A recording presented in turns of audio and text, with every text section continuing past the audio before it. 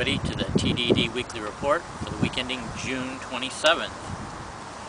First up, in the island state of Tasmania, which is one of the states of Australia, there are some small marsupials, kind of like kangaroos. They're called wallabies, and evidently these wallabies have been hopping around in circles and making crop patterns, and the reason why they have been doing that is Tasmania grows about 50% of the world's opium crop for making legal medical drugs, such as morphine and other drugs like that. Well, these wallabies, I guess, get into the fields and eat the crops, and then go a little bit wild after eating them and hop around in circles. So they've been making some crop circles. Also, I guess it's happened with sheep and antelope also getting into the crops here. So that's kind of interesting too, that they actually in the island state of Tasmania grow 50% of the world's medical crops for morphine and other drugs like that. I guess a pretty smart place to put them. And not going to have too many people cross the ocean to try to go and steal something. Next up, you remember last week I had a guy that was kind of trying out to make the Darwin Awards. He was on stilts trying to do the treadmill and not very successful. Well, here is a biker named Danny MacAskill. I believe I'm pronouncing that right. And he takes a stab at it too, only he ends up being a little bit more successful. I'll show you just a part of his video and then I'll give you the link so you can see the whole thing. It's some pretty good bicycle stunts, I'd say. Coming up only to show you wrong,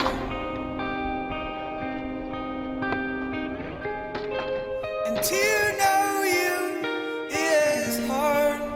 We wonder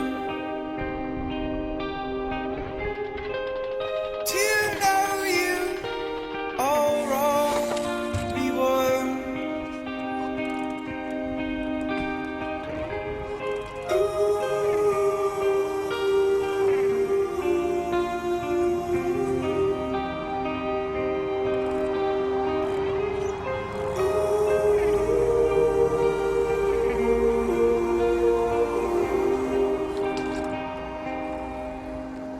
Okay, next up I have another stupid criminal. This guy's name was Zedrick Jones, 18 years of age. He was arrested in Memphis, Tennessee for the attempted robbery of a KFC. Only this was a KFC which he'd recently been fired from. Well, he was wearing a mask during the robbery, but evidently the eye holes were so large that everybody recognized who he was. Even the manager multiple times called him by name during the robbery. So that guy's looking at some pretty hard time, I guess, in the future. What do you have for us this week, Ben? Thanks, Chuck, and g'day everyone. Well, first up this week we go to Belgium, where an 18-year-old girl has apparently walked into a tattoo parlour and asked for 3 stars to be tattooed on her face. Kimberly Vlamink, aged 18, apparently walked into a tattoo parlour asking for 3 stars to be put on her face and promptly fell asleep during the procedure.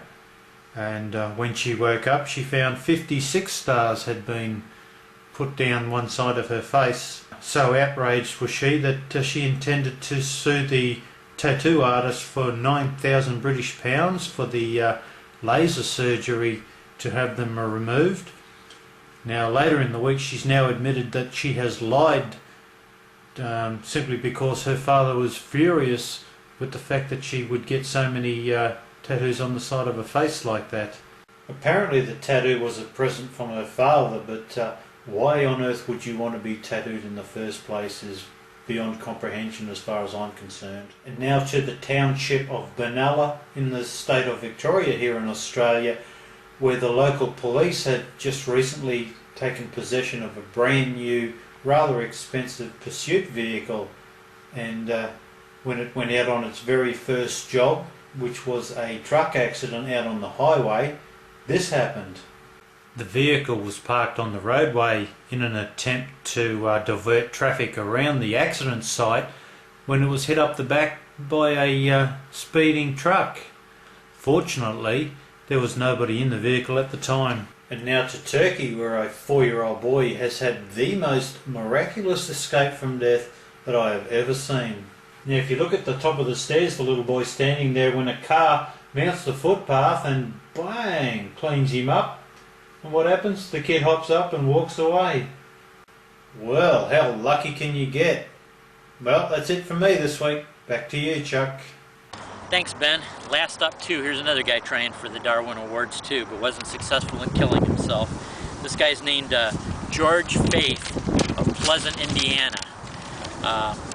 He decided that it was kind of dangerous to have bullets laying around the house, so he decided to destroy the bullets. Only he decided to do it by whacking them with a hammer. Probably not too smart of an idea, and he said he wanted them around so they wouldn't harm his kids. So after whacking the bullet with the hammer, he ended up shooting himself in the stomach. This was reported by WANE TV in Fort Wayne, Indiana. So not very smart either. So that's it for this week's TDD Weekly Report. Take care, everybody. I'll catch you next week.